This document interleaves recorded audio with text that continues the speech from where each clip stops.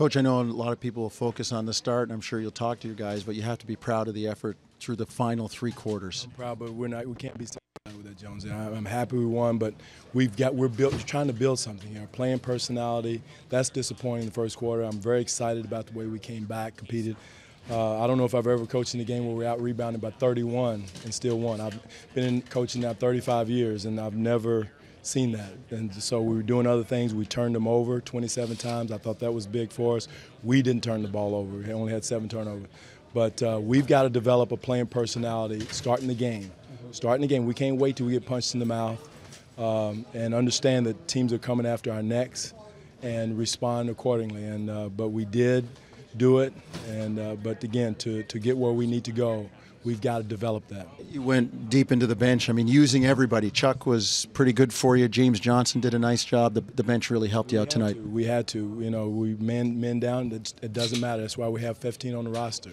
The next guy's got to step up and play. Chuck did. I thought Steesman came in and gave us a good job. Lou came in and gave us good minutes. James, all our bench did. And that's what we got to have. You know, we can't worry about who's not here in uniform. We got to go forward. If guys can't go, we got to go next man up. And that's the personality we got to have. This is a hard league.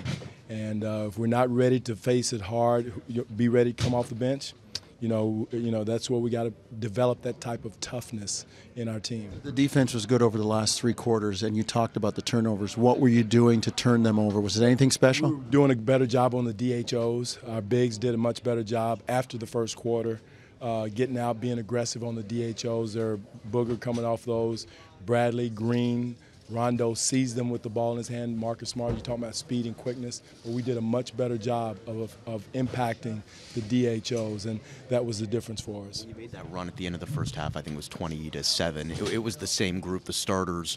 What was the difference that you saw in that unit from the beginning of the game to the second? They decided to compete. I mean, you know, that's the thing. You know, you take the whip out in the derby and, you know, just keep cracking the whip, cracking the whip, cracking the whip. We can't be that way. It shouldn't have to come from me to crack the whip at every turn to get us going. But they did. They decided to go, and once we got going, Cal started it. DeMar got going with it. It was good. But, again, to be a playoff or championship caliber team, we shouldn't have to say giddy up. Coach, you got great play from Kyle. You talk about picking it up. What do you think had him? I mean, that's leadership too. When your top 2 guys really, pick it up. He did, and to Kyle's credit, it's 4 games in 5 nights. But again, it's a hard league, and they picked it up. Kyle took the challenge of Rondo and Smart going at him, and the play of the game was the steal he had at the end. And Kyle's a competitor. He's a grinder. And DeMar was right behind him, and I was proud of the way DeMar attacked. He started with his attack off the dribble. DeMar moved into 4th all-time in scoring for the Raptors. What has he meant to this group? I mean, his heart, his quiet leadership has been unbelievable. He was the one in the huddle saying, "Hey, let's go. We're building for something." Dead tired. 4 games in 5 nights, but again, it's what we signed up for. We're trying to build something here, and to do it's hard, and that's the way I'm going to approach it as a head coach, and make sure that they're approaching as players.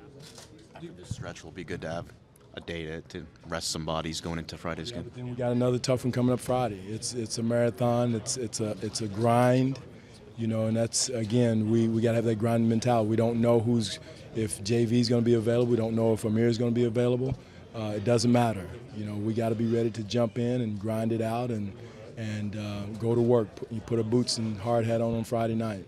Coach, last thing, how much do you think the confidence that this team has as a group together, knowing what they're capable of doing, even with the slow starts, impacted the game? It's good. I mean, our confidence from last year, going to the playoffs, understanding how hard it is. When I talk about how hard the game is, they understand that I'm not just, whistling Dixie. It's one of those things where they can draw from that, when things get tough. But my thing is, a lot of our toughness was self-inflicted.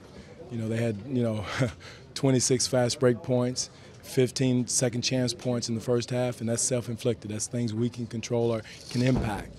And that's what we got to concentrate on and not be satisfied. Is it tougher to to get guys to listen and say, hey, we need to do this better when the record's No, it's not, because they understand we're getting spanked by 16, and things that are controllable or impactable. Transition defense, you can sprint back. Rebound, you can box out.